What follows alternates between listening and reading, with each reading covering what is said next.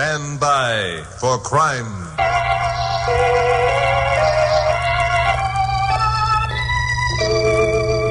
Hi, Chuck Morgan, KLP newscaster speaking. You know, for the most part, people associate deeds of crime with the male of the species. Unfortunately, that isn't always the case. The story you're about to hear concerns a woman, one of the most ruthless and cunning of any of the hardened gangsters I've ever run afoul of during all my years as a reporter here in L.A. The opening incident of the story took place in a deserted warehouse some weeks ago. A man and a woman were target practicing with a revolver. Okay, Nick. Wait a minute. Take a look at the target.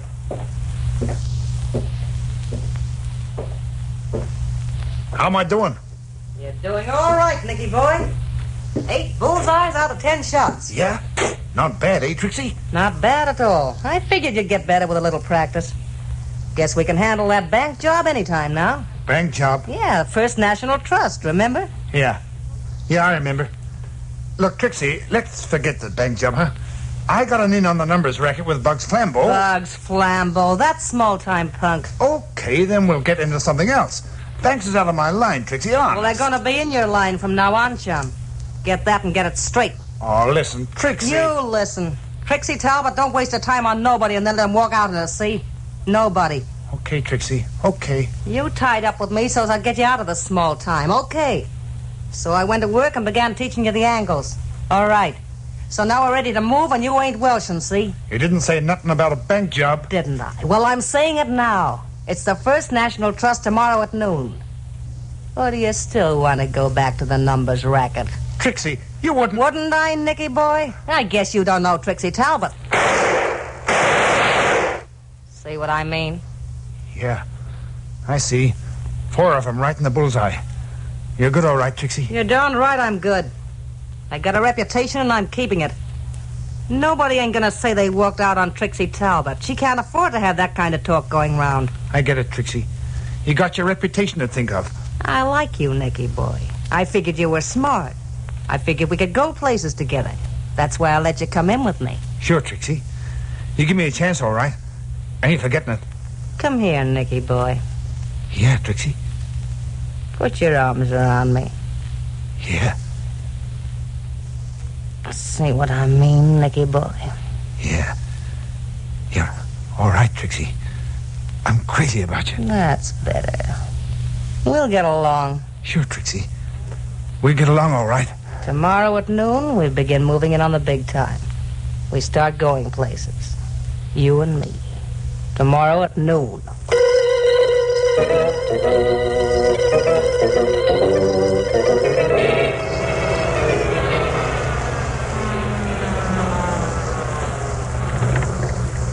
This is it, Nicky boy. Yeah. All set? Sure. Sure, I'm all set. Let's get going. Take it easy. Don't get nervous. Remember what you're supposed to do? Yeah. We've been through it enough times. What are we waiting for? All right, Nicky boy. Relax now. Hold the bank book in your left hand like you was going to make a deposit. Keep the other hand on the heater in your pocket. I know. Okay, let's go.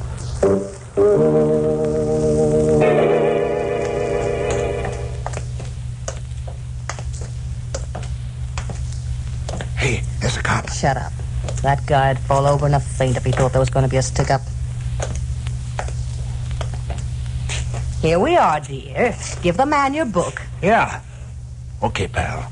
This is a stick-up. Don't move, will you get it? Yes, sir. What do you want? What do you think we want, chump? Shove that folding green stuff this way. Yes, ma'am. Okay. Now go into the vault and bring out everything you can carry. Forget that, Trixie. We got all we Shut can up. take. Go on, you. Yes, ma'am. And don't forget there's a gun pointing at your back. Trixie, look. That cop. Forget the cop, I said. He ain't... He's onto us. All right, you two. Drop those guns. Why, you dumb flatfoot. Trixie, don't. Grab that door and let's get out of here. Why, these dumb punks. Let them have it, Nick. No, we shouldn't. Give it to him, Nick. Give it to him. We'll show him. Dirty punks.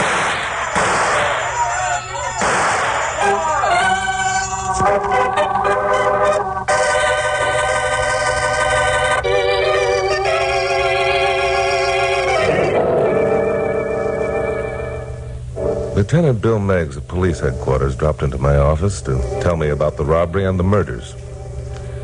Now, Carol Curtis, my secretary, and I have known Bill a long time. We both suspected the purpose of his visit was more than to just give me a good news story. Well, that's the story in a hole-up, Chuck. You got any ideas? Chuck's always got ideas. What we want to know is, what idea have you got up your sleeve? Never mind, Glamourpuss. What does your file record show, Bill? I've checked the files and records in every daylight bank robber in the country. This pair didn't follow the customary pattern at all. More than a week, my boys have been bringing in and questioning every known daylight hold-up man in the city. So far, they haven't even made first base. Now, the way I see it, they've been looking in the wrong places for the wrong kind of guy. That makes sense. Yesterday, a young trooper, Sidney Richards, in an upstate town, he noticed some smoke and some signs of life coming from what he supposed was an abandoned house. Went up to investigate and hasn't been heard from since. Wait a minute. If he hasn't been heard from since, how do you know he saw signs of life? And how do you know he went up to investigate? It stands to reason. We found the tire marks of his motorcycle in the lane that leads to the house, but none returning. So you figure that whoever was living in the house prevented him from returning, huh? Mm-hmm. That's exactly what we think. Well, why don't you go up there and find out, for heaven's sake? Well, if you use your head, GP, you wouldn't ask such a nutty question. It's like this, Carol. Suppose the people who are occupying the house are our bank robbers, and that they've taken Trooper Richards prisoner and are holding him as hostage. Well, suppose they are. They can't hold him forever. What are you going to do? Just sit around and wait for... The life of one state trooper, Carol, is worth the lives of a dozen criminals. Now, we have a plan whereby we can keep young Richards alive. Here it comes. Let's have it, Bill. 2 days ago, the San Francisco police captured one of the most ruthless killers this country's ever known. Yeah? Now, you've probably heard of him. He's called the Professor. The Professor? Yeah. I did a story on him a while ago. Uh-huh. And now, the Professor is being held incommunicado by the San Francisco police. Chuck, we want you to go up there and look him over. What's the gimmick? I'll bet you wish you'd never asked. Well, assuming that the people in the abandoned house are our bank robbers and that they're holding Trooper Richards, there's only one person who could get to him without arousing their suspicions. I get it. You want me to assume the identity of the Professor and make a call on the fugitives, huh? No. Uh-huh, that's it, Chuck. You look a little bit like the Professor, and I think you could get away with it. No, I said. You stop getting in a sweat, Glamourpuss. There won't be any danger. No danger? Are you out of your mind? The first thing those two are going to ask is, how did you know they were hiding in the house? We've taken care of that, Carol.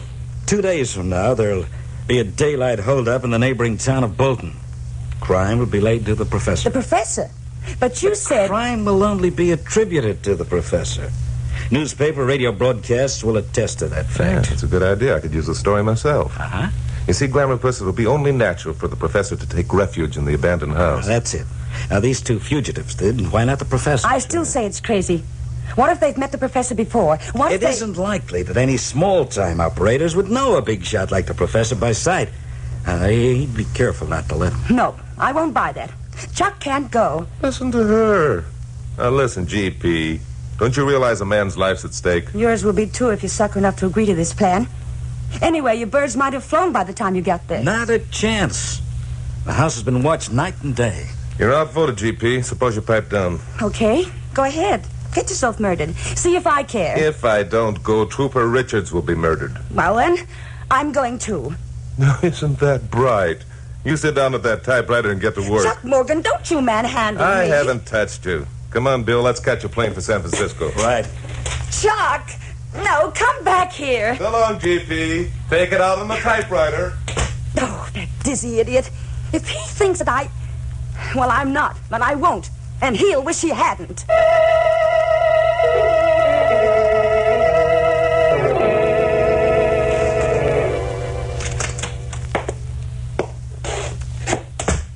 Hi, Nicky boy. Come on in.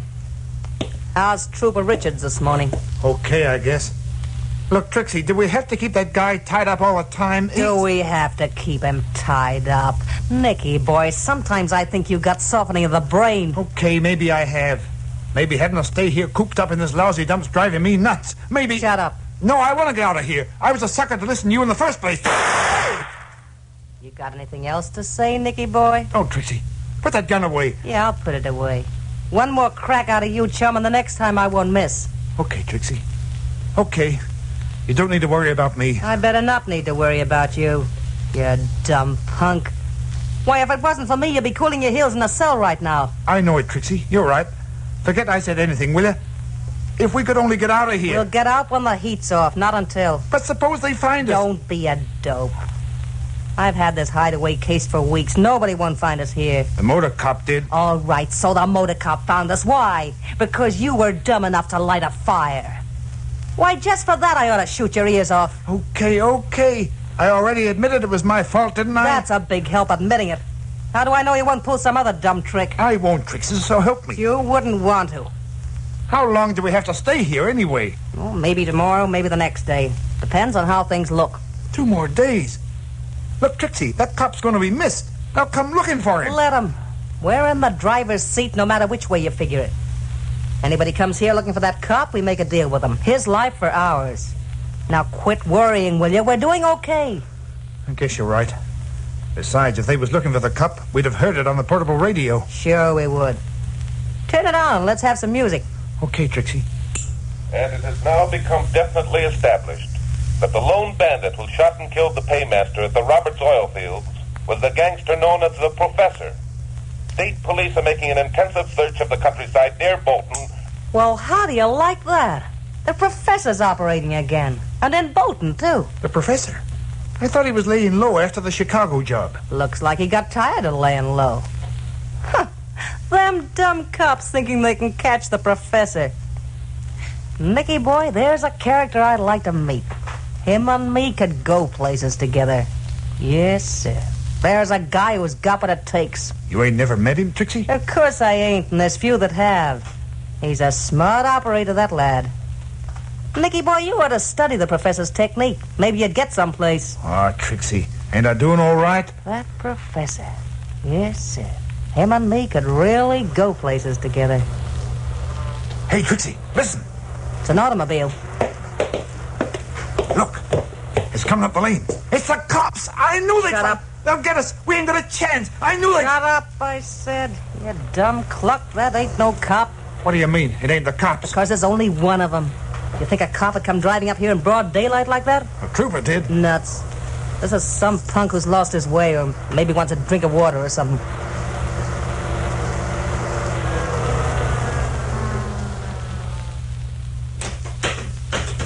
What are we going to do? If he sees that trooper... You won't see no trooper. Go on over and open the door. What are you going to do? What's the idea of the gun? Never mind. Go on and do as I say. Trixie, you ain't going to... Ain't I? Nicky boy, you got a lot to learn in this business, and you might just as well start now. Open the door. No, Trixie. Look, I'll talk to him. Maybe I can send him away. Only don't... You jerk, you do like I say, or I blast you too. Okay, Trixie. You're the boss.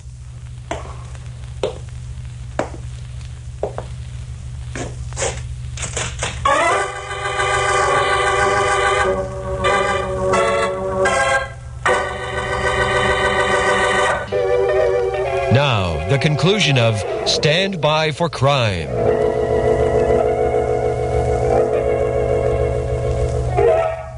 Well, with the help of Bill Miggs and the San Francisco police, I'd met the Professor and talked to him.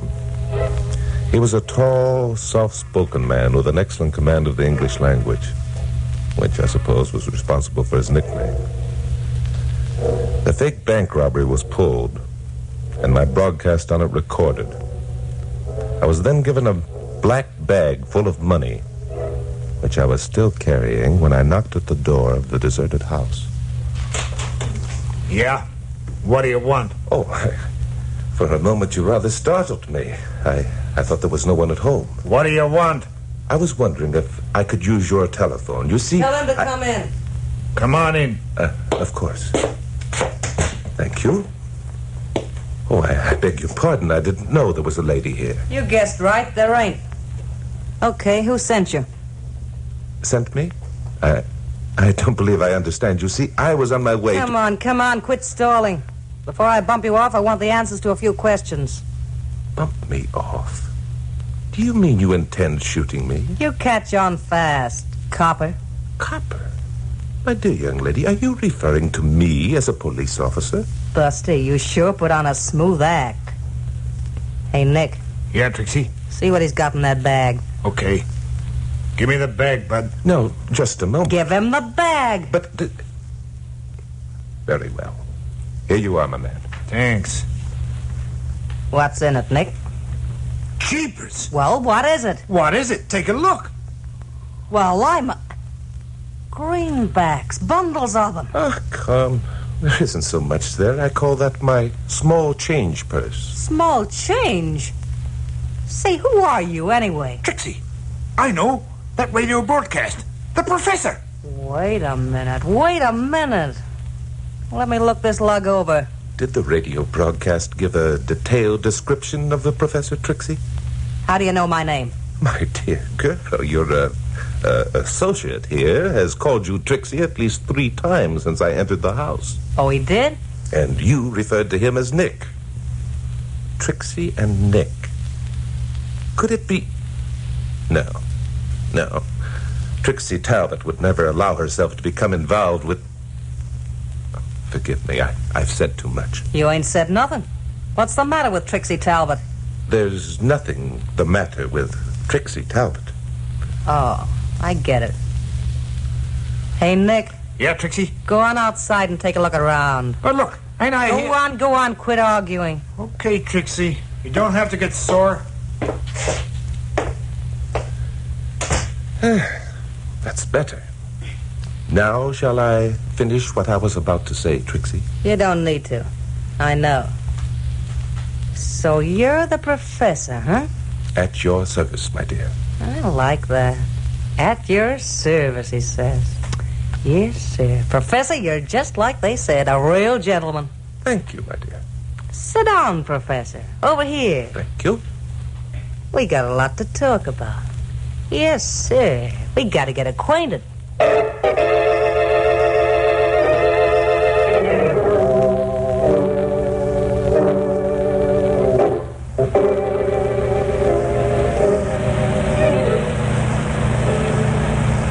Can't you drive a little faster, Bill?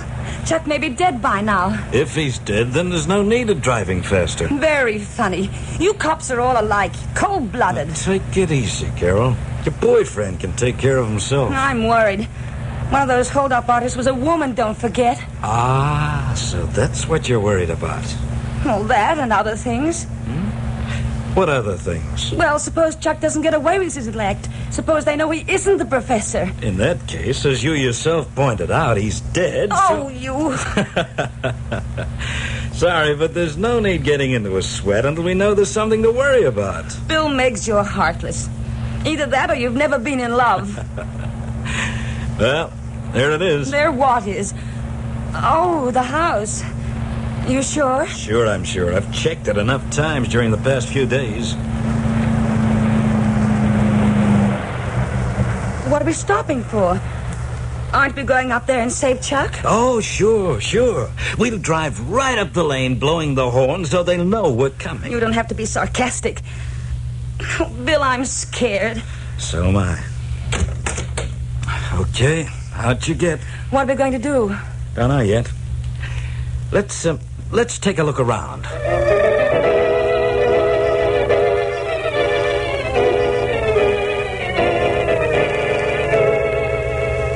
Professor, I gotta hand it to you. You done all right for yourself. You flatter me, Trixie. And now, about the proposition you mentioned a few minutes ago. Yeah, the proposition. Professor, how much dough is in the small change purse of yours? Possibly $10,000. Just like that, huh? 10 G's and you don't bat an eye. Brother, you kill me. Now look, see that bag sticking out from under the couch? Not unlike my own. It's just like it. And what's in it is just like what's in yours, too. Only there's more. More? Yeah. There's more than 15 grand in that satchel, Professor. You don't say. Yeah, I'm saying it. You add that 15 to the 10 you got, and it makes a pretty good stake, don't it? Indeed it does. Yes, a very good steak, Trixie. You get it then? We start out with 25 grand, see? You and me together. But, my dear girl, I have only 10. Sure, so I chip in 5 more than you. Okay. You got brains. You got fancy talk. You're a smart operator. I need a guy like you. We could go places together. Is it a deal? It seems fair enough, but there's one tiny item I'm afraid you've forgotten. Yeah? Yes. Nick. Nick? Oh, don't be a dope, Professor. You and me know how to handle guys like Nick. Why, when someone gets in our way, we just... Trixie, there's a guy in a base sneaking up through the woods. What? They're coming here. Cops. Let me see. Hey, Professor, come here. You see something, Trixie? I'll say I do. Look out there. Out where? Good heavens. It's... Something wrong, Professor? Yeah.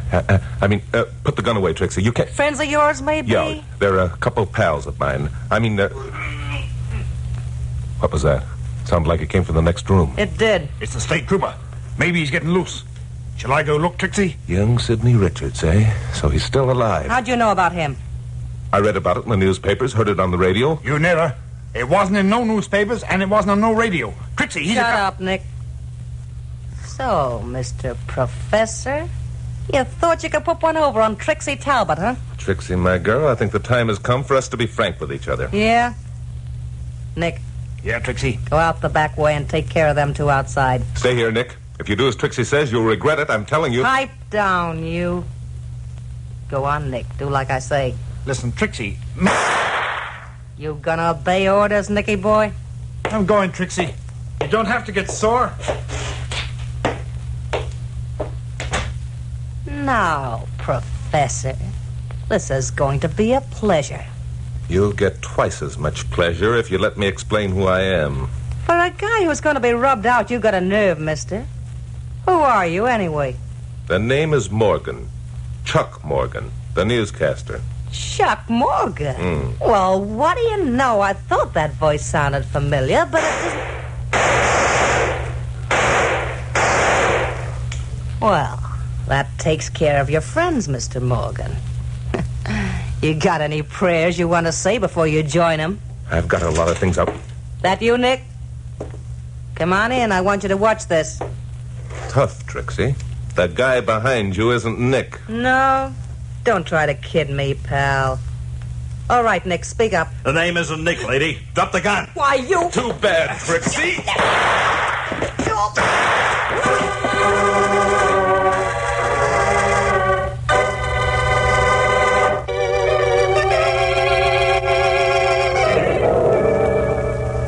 Bill had the situation well in hand. Trixie was considerably messed up in the fracas that followed. Nick was no problem at all. We found Trooper Richards uncomfortable, but unharmed. Carol and I got back to the office with only an hour to go before my late broadcast. So I started dictating the facts at once. Wait a minute, Chucky boy. Well, You don't expect your listeners to believe that stuff, do you? what stuff? That it was a woman who influenced Nick to turn bank robber? I certainly do. If it hadn't been for Trixie's influence, Nick never would have. Nuts. How was that? I said nuts. I thought you said. Women never influence men to do anything. Men are stubborn and self-centered and Yeah? absolute... Come over here, Glamour Puss.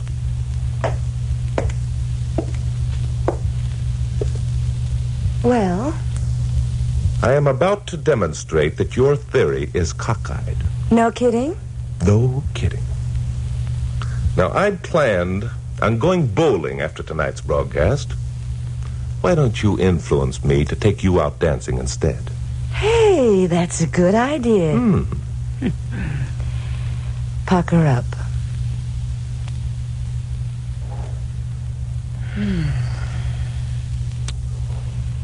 Influenced? I'm influenced. We go dancing.